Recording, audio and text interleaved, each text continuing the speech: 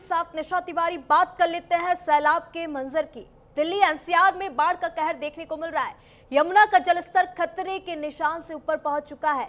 पानी में दिल्ली के कई निचले इलाके डूब चुके हैं। अक्षरधाम मंदिर के पास यमुना नदी का पानी भर चुका है। खतरे के निशान से 2 मीटर ऊपर बह रही है यमुना। हथनीकुंड बैराज से सुबह फिर लाखों क्यूसेक पानी छोड़ा गया। तो दिल्ली एनसीआर में बाढ़ का जो खतरा है मंडरा रहा है। दिल्ली में भारी बारिश के बाद बाढ़ से हालात जो है खराब हो चुके हैं। यमुना के बढ़ते जलस्तर ने यमुना बाजार, गीता कॉलोनी, मजनू का टीला, कश्मीरी गेट, गढ़ी मांडू और मयूर विहार जैसे इलाकों को बुरी तरह से प्रभावित किया है। अब तक आपको बता दें 14,000 से अधिक लोगों को सुरक्षित स्थानों पर पहुंचाया गया है। तो दिल्ली में आप देख सकते हैं खतरे की घंटी जो है दिल्ली वालों के लिए बज चुकी है। यमुना नदी अपने खतरे के निशान से ऊपर बह रही है और यमुना का जो पानी है कई निचले इलाकों में घुस चुका है, जहां पर बाढ़ जैसी स्थिति बनी हुई है। तो दिल्ली एनसीआर में लगातार बारिश का दौर जारी है और आने वाले 48 से 72 घंटे काफी अहम होने वाले हैं। अत्यधिक बारिश होती है तो दिल्ली के और भी इलाकों में बाढ़ जैसी स्थिति बन जाएगी। अभी बात कर ले निचले इलाकों की, तो निचले इलाके जो है पूरी तरीके से बाढ़ की चपेट में है।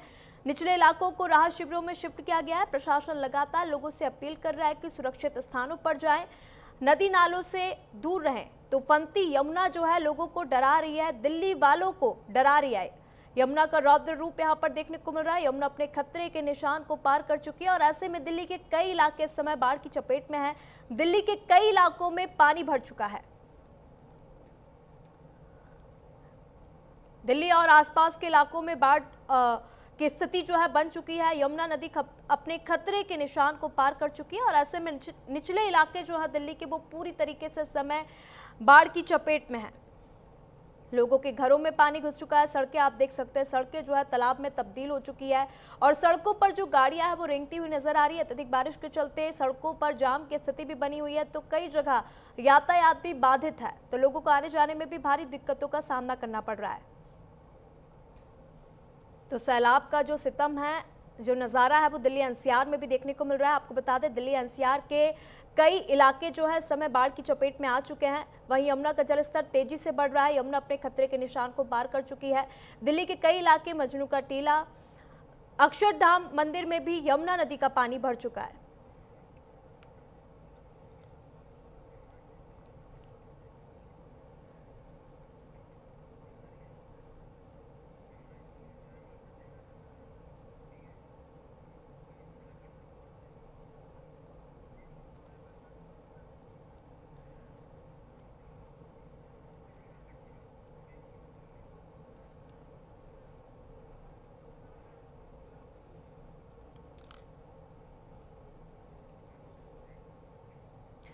तो आज देश के हर राज्य जो है इस समय बाढ़ की चपेट में। हमारे सहयोगी हमारे साथ जुड़ चुके हैं। हमारे साथ देहरादून से हिमांशु जुड़ चुके हैं, कनिका हमारे साथ दिल्ली से जुड़ चुकी है, मुकेश हमारे साथ पठानकोट से जुड़ चुके हैं और हमारे साथ जीवन शिमला से जुड़ चुके हैं। सबसे पहले कनिका मैं आपके पास आना चाहूंगी। कनिका, जिसका डर था वही हुआ। दिल्ली में जो बाढ़ का खतरा है वो बन चुका है। निचले इलाके जो है इस समय बाढ़ की चपेट में आ चुके हैं।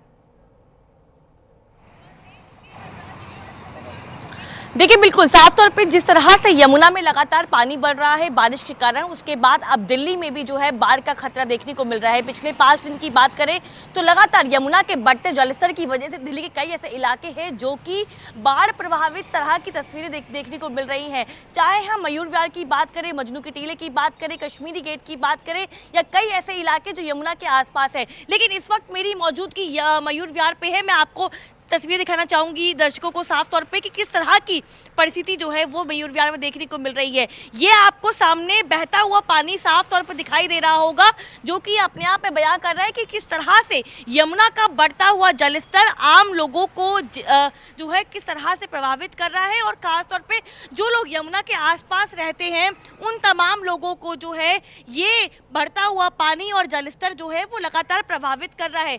आप उस घर को देख सकते हैं किस तरह से यमुना का पानी जो बढ़ गया है वो घर भी डूब गया है और दूर दूर तक जब आप निगाहें डालेंगी, कैमरामैन से बोलूंगी कि एक बार वाइडर फ्रेम करके दिखाएं कि किस तरह से यमुना का बढ़ता हुआ जलस्तर जो है आमतौर पे लोगों को प्रभावित भी कर रहा है। ये दिल्ली का मयूरवार का इलाका है जहां पे लगातार बढ़ते जलस्तर की वजह से जो आसपास के रिहायशी इलाके थे वो प्रभावित हो गए हैं। हालांकि दूसरी ओर सरकार की ओर से लगातार रहने वाले लोगों के लिए शिविर कैंप का आयोजन किया है। जो लोग यमुना के किनारे रहते थे उन तमाम लोगों को जो है इन तमाम शिविर कैंपों में शिफ्ट कर दिया गया है। लेकिन कहीं ना कहीं जो बाकी रिहायशी इलाके हैं दिल्ली के, वहां पे लगातार बढ़ते हुए यमुना के जलस्तर की वजह से तमाम तरह की परेशानियों का सामना भी करना पड़ रहा है। और जिस तरह का यमुना का बढ़ता हुआ जल सैलाब है और वाटर लॉगिंग की प्रॉब्लम हो रही है, वाटर लेवल बढ़ रहा है, उसके कारण जो आसपास के इलाके हैं, कई ऐसे इलाके हैं जो कि यमुना के बढ़ते जलस्तर की वजह से जो है प्रभावित कर रहे हैं। हालांकि 207.6 जो है वो यमुना का जलस्तर है और लगभग अमूमन ऐसा नहीं होता है क्योंकि अभी फिलहाल बारिश नहीं हो रही है, हिमाचल में बारिश नहीं हो रही है, जिसकी वजह से पानी जो है वो आगे नहीं बढ़ रहा है, इसीलिए अभी जलस्तर जो है जो पहले था वही का वही है। लेकिन कहा जा रहा है कि खतरे की घंटी जो है वो अभी भी देखने को मिल सकती है और ये वही तस्वीरें दिखाना चाहूंगी मैं आपको कि किस तरह की तस्वीरें आपको देखने को मिलेंगी। देखिए साफ तौर पे बढ़ता हुआ पानी आपको साफ तौर पे दिख रहा होगा।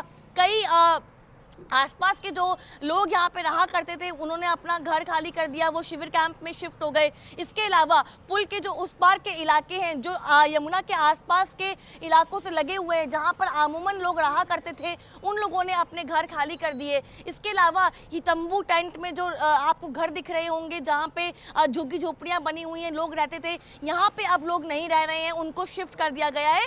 तो इस तरह की तस्वीरें जो हैं लगातार देखने को मिल रही हैं और दिल्ली में ये कई सालों बाद ऐसी तस्वीरें जो हैं देखने को मिल रही हैं। 2023 में जब मानसून आया था तो इस तरह की तस्वीरें हमने दिल्ली के कई रिहायशी इलाकों में देखी थी, लेकिन इस बार जो है वे एक बार फिर से यमुना के जलस्तर की वजह से आमतौर पे यमुना के जो आसपास के इलाके हैं वो प्रभावित हो रखे हैं। और ये तस्वीरें हैं जो साफ तौर पे मयूर विहार की है, लेकिन कई ऐसे इलाके हैं जहाँ पे लगातार पानी भरा हुआ है और उन पानी की वजह से जो आसपास के लोग हैं उनको अब समस्याओं का सामना करना पड़ रहा है। ठीक है आंचल, आप हमारे साथ बने रहिए। हमारे साथ मुकेश भी जुड़ चुके हैं, उनसे पंजाब के हालातों का जायजा ले लेते हैं। इस समय पंजाब की क्या स्थिति बनी हुई है, क्योंकि मुकेश पंजाब को पांच नदियों की धरती कहा जाता था, लेकिन आज वही नदियां जो है लोगों के लिए कहर बन गई है।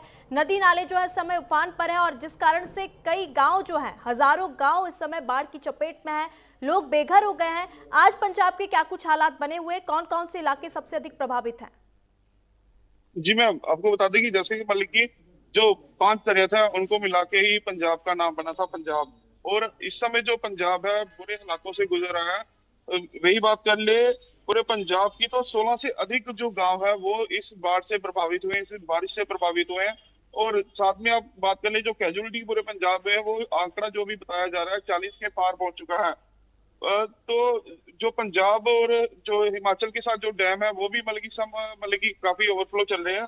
और बात कर ले वही रंजीत सागर डैम की, तो रंजीत सागर डैम का जो मिनिमम जो कैपेसिटी है वो 527.91 बताई जा रही है, जो अब जो है 526.780 के करीब हो गया। और कुछ ही फीट जो पानी है वो डेंजर जोन में पूरा चला जाएगा, और जिसके चलते रंजीत सागर डैम जो है लगातार जो पानी 70,000 क्यूसिक पानी जो डेली जो नीचे मैदानी इलाकों में छोड़ रहा है, जिसके कारण पठानकोट, गुरदासपुर, बटाला, कादियां, अमृतसर की बात कर ले तो वहां पे जो जलस्तर कम होता दिख नहीं रहा है।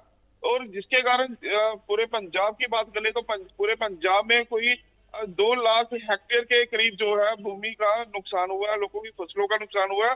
पठानकोट और गुरदासपुर की बात कर ले तो पठानकोट गुरदासपुर में कम से कम जो है 50,000 हेक्टेयर जो है उससे ज्यादा जो भूमि का जो नुकसान हुआ है। और किसानों का ये भी कहना है कि कहीं ना कहीं अभी ये जो पानी की मार है वो तो ठीक है, पर उसके बाद जब पानी चला जाएगा, सूख जाएगा, उसके बाद जो दोहरी मार हमारे को पड़ेगी वो प्रशासन को भी देखना पड़े, और जो राहत है वो ज्यादा से ज्यादा जो हमें दिया जाए ताकि कि हमारा जो है आने वाले समय में वो गुजारा हो सके। बिल्कुल बिल्कुल, हमारे साथ देहरादून से हिमांशु भैया, मैं उनके पास भी आती हूँ। और उत्तराखंड में आज कौन कौन से जिलों में हिमांशु अत्यधिक बारिश का अलर्ट जारी किया गया है?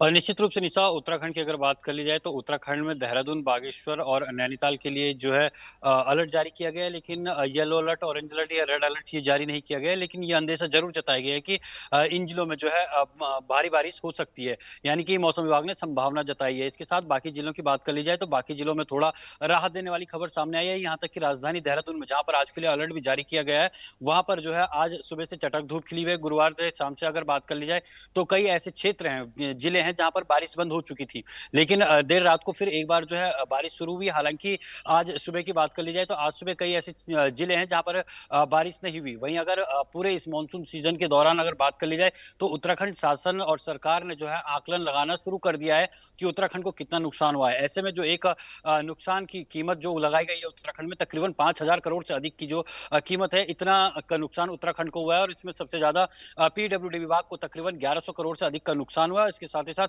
ऊर्जा निगम की बात कर ली जाए तो 45 करोड़ से अधिक का जो नुकसान है वो ऊर्जा निगम को हुआ। और बिजली विभाग की अलग अगर बात कर ली जाए तो बिजली विभाग को भी तकरीबन 35 करोड़ से अधिक का जो है नुकसान हुआ है। वहीं लगातार अब आकलन करने की नौबत उत्तराखंड में आ गई है, क्योंकि मौसम विभाग ने आने वाले एक हफ्ते थोड़ा राहत भरी उम्मीद जरूर दी है। हालांकि ये भी संभावना जताई है कि आने वाले एक हफ्ते जो है थोड़ा बारिश रह सकती है, लेकिन जिस तरीके से लगातार बारिश हो रही थी उस तरीके से बारिश नहीं होगी, क्योंकि अब 15 सितंबर आने वाला है। और ऐसे में उत्तराखंड में 15 सितंबर तक जो है मानसून का दौर पूरी तरीके से खत्म माना जा रहा है। तो इसी को देखते हुए चेतावनी जारी समय समय पर की जा रही है। ठीक है हिमांशु, आप हमारे साथ बने रहिए। हिमाचल प्रदेश का भी हम मौसम के हालातों का जायजा ले लेते हैं। हमारे साथ जीवन जुड़े हुए हैं।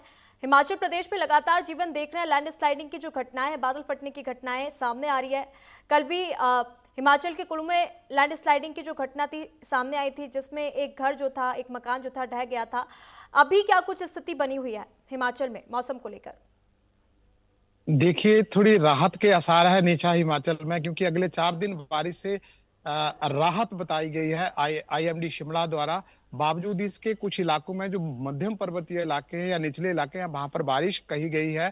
कांगड़ा, चंबा और मंडी में बारिश कहा गया है कि बारिश होगी, बाकी जिलों में बारिश नहीं होगी, ये आईएमडी ने कहा है। और यहाँ एक बात जोड़ना चाहूंगा कि 1948 के बाद सबसे ज्यादा बारिश हुई है हिमाचल में इस बार। और उसका असर क्या निकला कि 4 इस वक्त नेशनल हाईवे बंद हैं, जो 05, 03, 305 और 505। रोड्स 1208 बंद हैं। डीटीआर मतलब जिसको आप बिजली के ट्रांसफार्मर कहेंगे 1885, और जो जल पेयजल योजना है वो 824 पर प्रभावित है। मंडी में सबसे ज्यादा रास्ते प्रभावित हैं, 287, और शिमला में 211, कुल्लू में 230 और चंबा में 152। मौत की बात करूं तो पिछले 24 घंटों में 10 लोगों की मौत हुई है। आंकड़ा कुल 355, इंजर्ड 416, और जो मिसिंग है वो 49।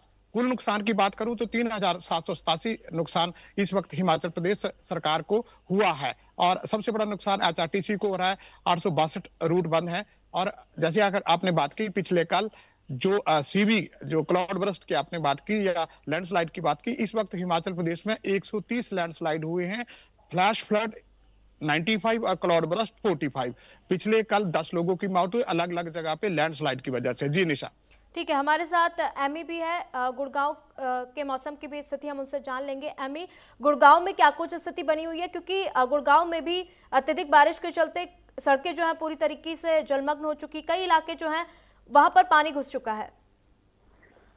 जी बिल्कुल, मैं आपको निशा बताना चाहूंगी कि जो गुरुग्राम के हालात हैं वो इस समय अभी प्रशासन उन सभी हालातों से निपटने में लगा।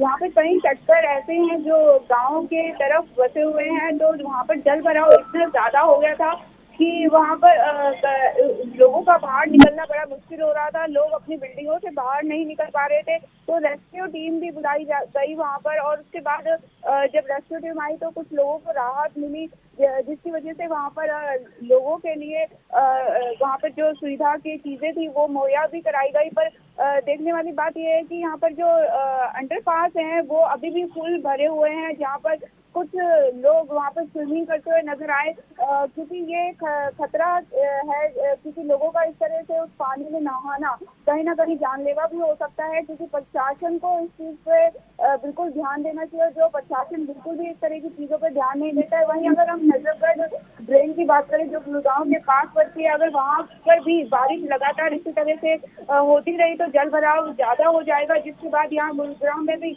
आने वाले दिनों में बाढ़ जैसे हालात बनते हुए नजर आएंगे। जाएंगे। और यहाँ पर आज अगर हम कहें, आपसे बताएं कि आज मुख्यमंत्री का 2 दिन का यहाँ दौरा भी है।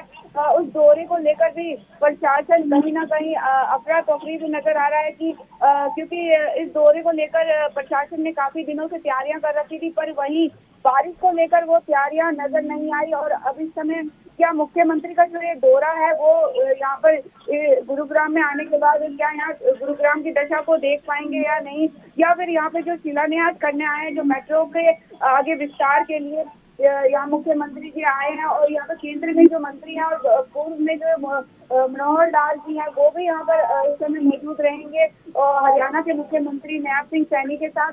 पर इस जगह यहाँ पहुंचने के बाद यहाँ ठीक समस्याएं है एमी, आप हमारे साथ बने रहिएगा। अब बाकी आप सभी